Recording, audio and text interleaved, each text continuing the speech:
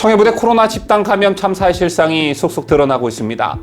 승소자의 90% 이상이 확정 판정을 받은 건 코로나 팬데믹 이후 전 세계에서도 유례를 찾을 수 없는 참사 중에 참사였는데요. 이로 인해 K방역 운운하던 한국은 국제적 망신을 당하고 있습니다. 청와대는 국민의 분노에 불을 질렀습니다. 박수현 국민소통수석은 대통령은 보고를 받으시자마자 즉시 공중급유가 가능한 수송기를 급파하라고 지시하셨다라고 말했습니다. 공중급유 수송기 급파 아이디어를 낸 장본인이 문 대통령이었다고 용비어천가를 부른 셈이죠. 대통령님께서 밤잠이나 제대로 주무실까 하는 걱정도 든다라는 말도 까먹지 않았습니다. 이 같은 발언은 청와대라는 구중궁궐에 갇혀 바깥 국민 여론이 어디를 향하고 있는지 사안의 심각성을 몰라도 한참 모르는 발언이었습니다. 이처럼 귀를 의심할 수밖에 없는 황당한 발언이 이어져 공분을 사고 있지만 군 최고 통수권자인 대통령 대신 국민을 향한 사과는 국방장관 몫이었습니다.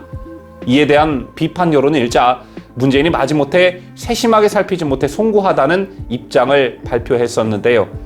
이 당연한 사과가 며칠씩이나 걸릴 그런 문제였는지 좀처럼 이해하기 힘든 상황이 계속되고 있습니다.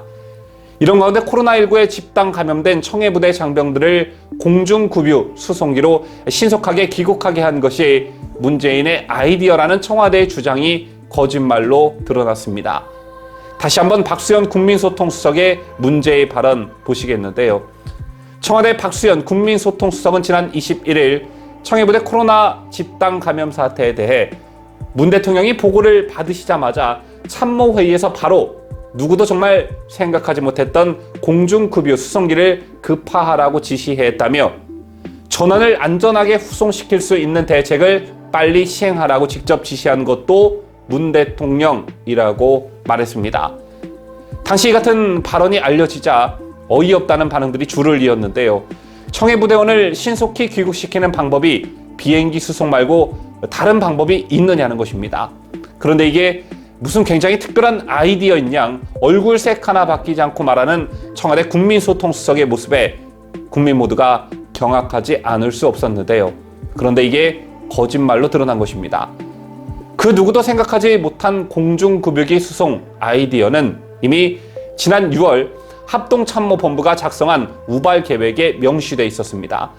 청해 동명, 한빛, 아크 부대 등 해외 파병 부대에서 확진자 다수가 발생했을 경우 임무가 가능할 때는 확진자만, 임무가 제한될 때는 청해 부대를 다음 부대와 교체하고 부대원 총원을 전세기, 군수송기, 공중급유기 등을 이용해 귀국시킨다는 계획이 이미 지난 6월 합동참모본부에 의해 세워져 있던 것이었습니다.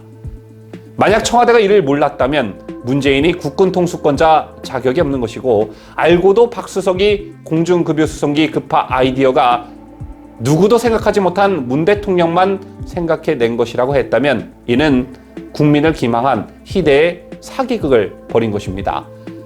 문비어천가라는 신조어가 이 정권 들어 새로 생겼는데요. 청와대가 대통령의 언행을 어느 정도 미화해서 홍보할 수는 있습니다.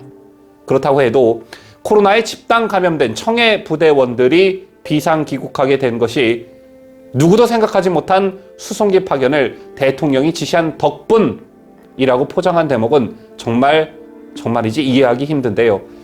만약 이게 사실이라고 해도 청와대가 나서 홍보할 일은 아니었죠. 국군 통수권자가 국방의 의미를 다하고 있는 군인을 보호하는 건 당연한 책무입니다.